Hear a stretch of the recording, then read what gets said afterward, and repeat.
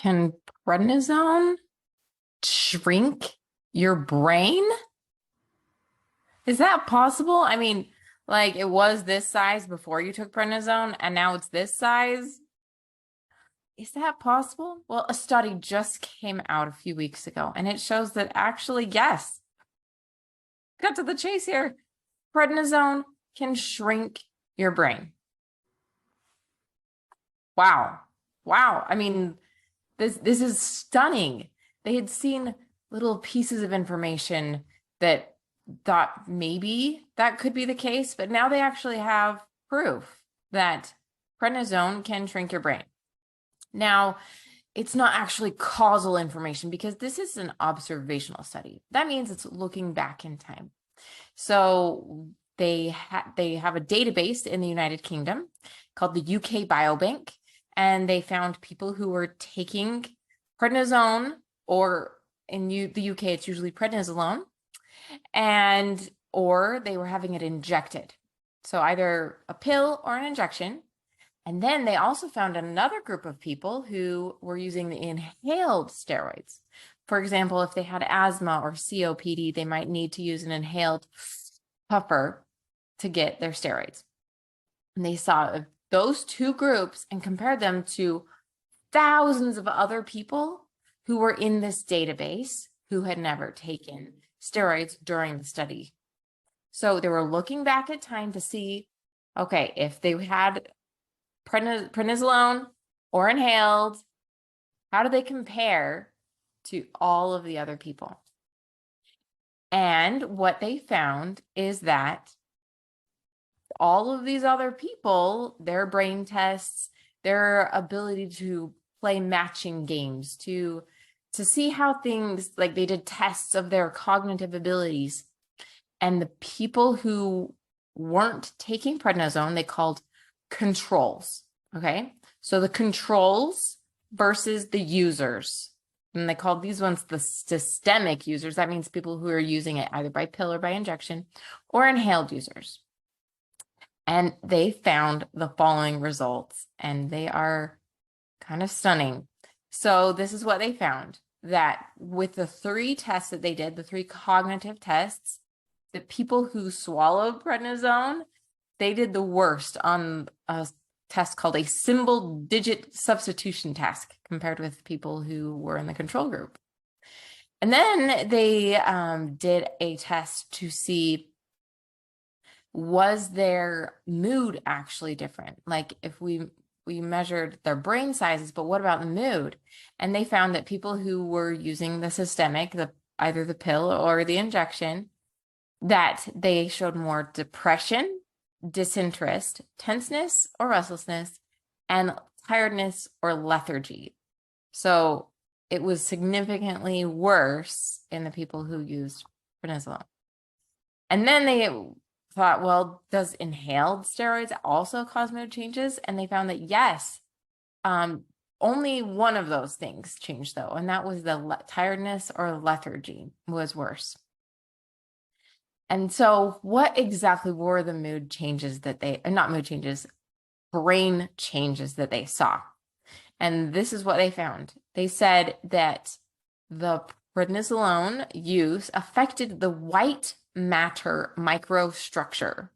What does that mean? So in your brain, we have our little brain here. It's red, and normally it would actually be gray. The outside that you would see if you cracked open somebody's skull would be gray.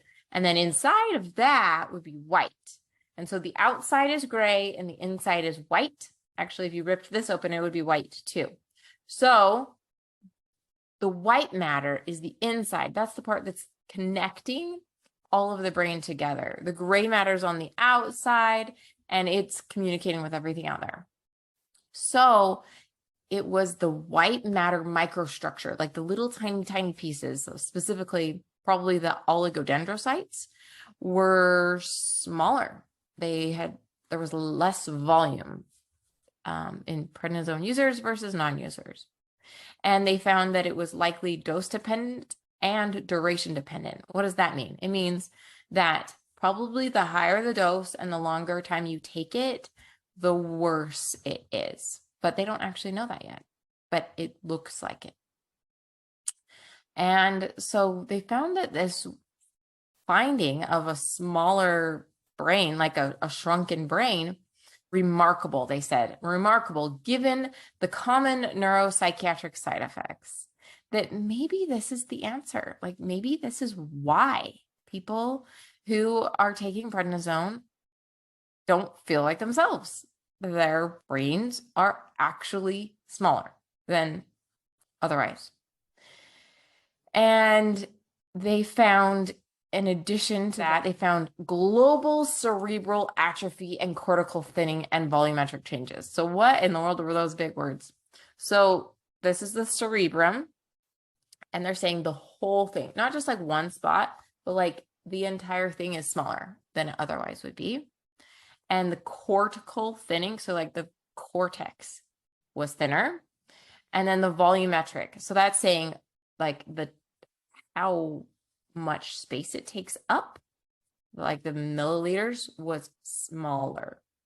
So that was global. It was the entire brain, not just one spot on the brain, for people who were taking steroids as opposed to people who weren't.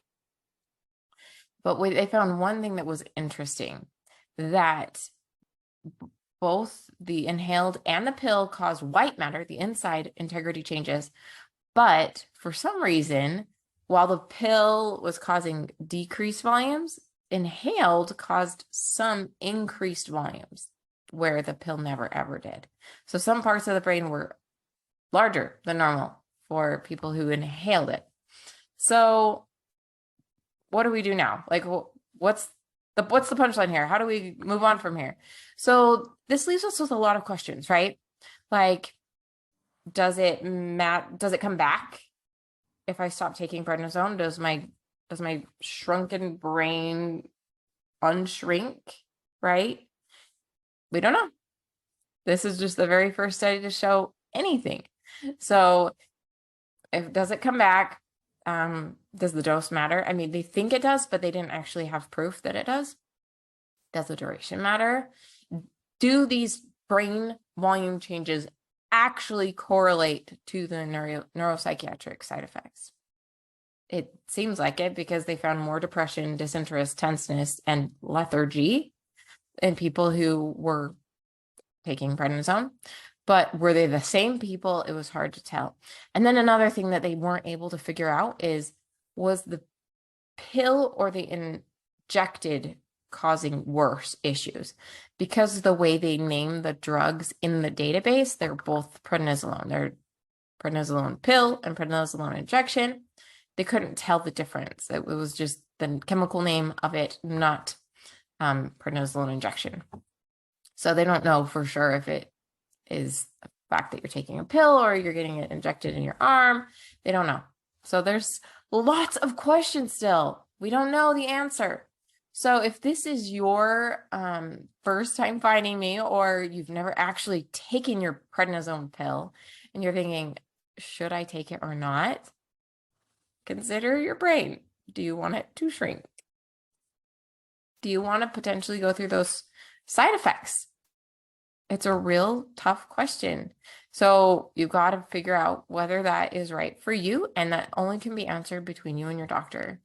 You have to be able to know that there are many risks, including brain shrinkage, and there are amazing benefits too. It saved my life. I'm here today because of prednisone. Like, I didn't bleed to death because prednisone exists. So you have to figure out, do those benefits outweigh the risks? And if you need to know more about what those risks are, you can download my prednisone checklist, and it'll help you do everything in your power, everything in your control to make those benefits outweigh the risks for you, to figure out exactly the top 15 concerns of people on prednisone and what you can do about it, plus 25 tips of how to cope while on prednisone. So you can download that by clicking the link below. Signing off as Dr. Megan, your prednisone pharmacist.